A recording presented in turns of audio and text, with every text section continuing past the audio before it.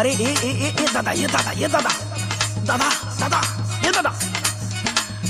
अरे रुका दादा दादा कर रहा है भी कुछ बोलेगा कि खाली दादा दादा कोई के ससुरा हमार माथा जनगाई दियो का बोल रहे हो बोलो तो। सुना ये दादा एगो बात सुना ना। अरे सुना वो का बकता है सुना। बनाओ तनी खैनी सुन बुढ़ऊ दादा हो बनाओ तनी खैनी।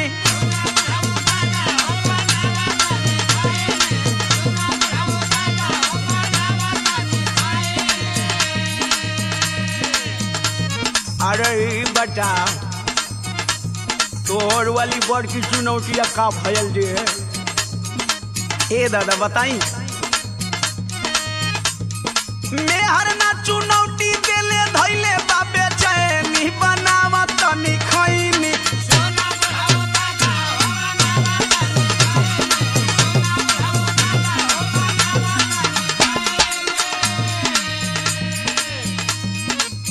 यहाँ का अर्थ हुआ हो?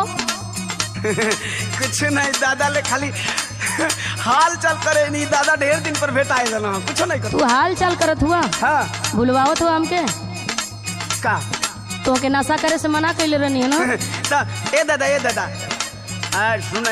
सुना फलाना वो इ नशा ना करो तो खाली हमसे हाल चाल कर ना। तू चुप रहा बुढ़ऊ बोला मत। अब तू हम हूँ के डटबू। अरे सुना पहले इनकर हाल सुना।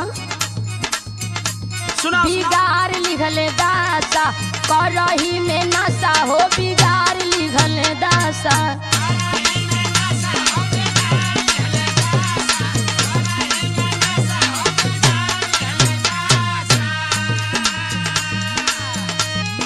हीरो जैसन लागत रहला हो गईला बतासा बिगाड़ लिहला दासा।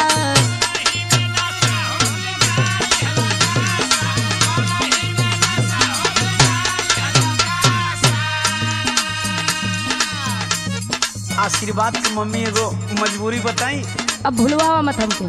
सुनू का सुनाओ तो बोला। आदत धराई दिहले साथे के संगतिया।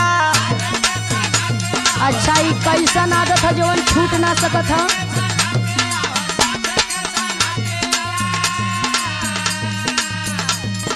का कहीं रानी अब छूटे ना आदतिया।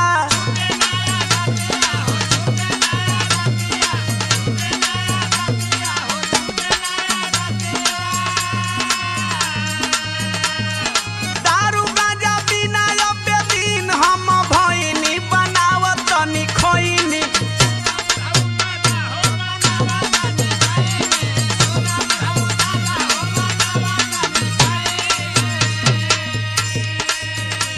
सुनो हाँ बोलो।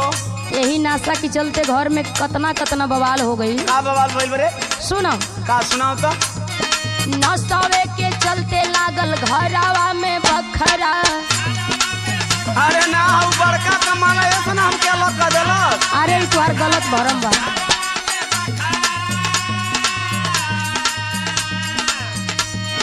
पी के पड़ोस में करावेला तू झगड़ा।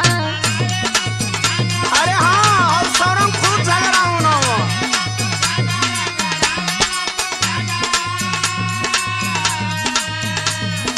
दारू गाजा पी के रोटी करेला तमाशा बिगाड़ लिखला दासा।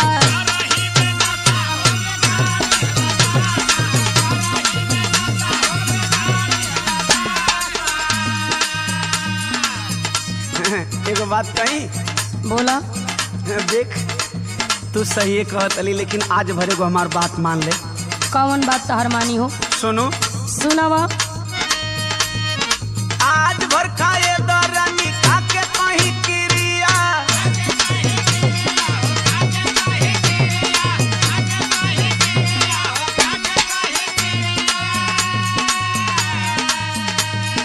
मरद के दर्द बुझत कैसन बारू तिरिया।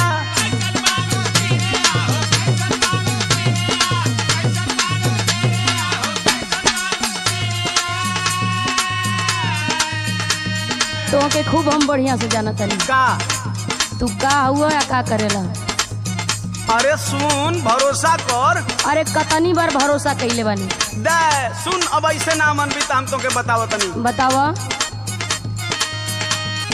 हाथावा दीवनवा तोहरा माथावा पे धइनी बनावा तनी खइनी।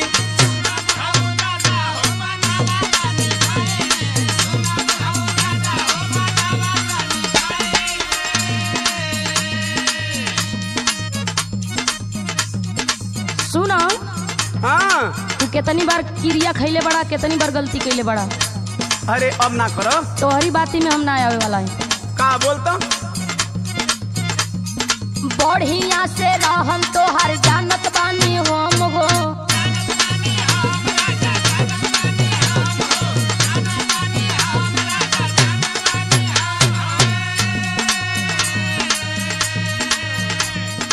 रोजो रोजो खाला तू क्रिया कसम हो।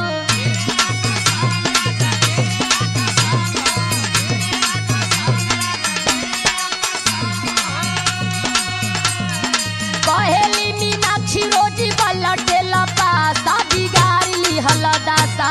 सुन बुढ़ऊ बाबा हो बनावा तनी खइनी। करही में नशा हो बिगाड़ी लिहल दासा। सुन बुढ़ऊ बाबा हो बनावा तनी खइनी। करही में नशा हो बिगाड़ी लिहल दासा।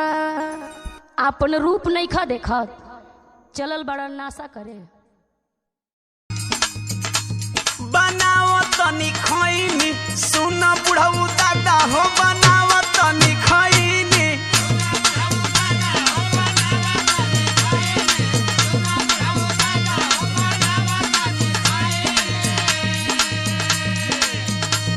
अरे बता, तोहर वाली बड़ की चुनौतिया का भयल जे है? ए दादा बताई। मेहर ना चुनौती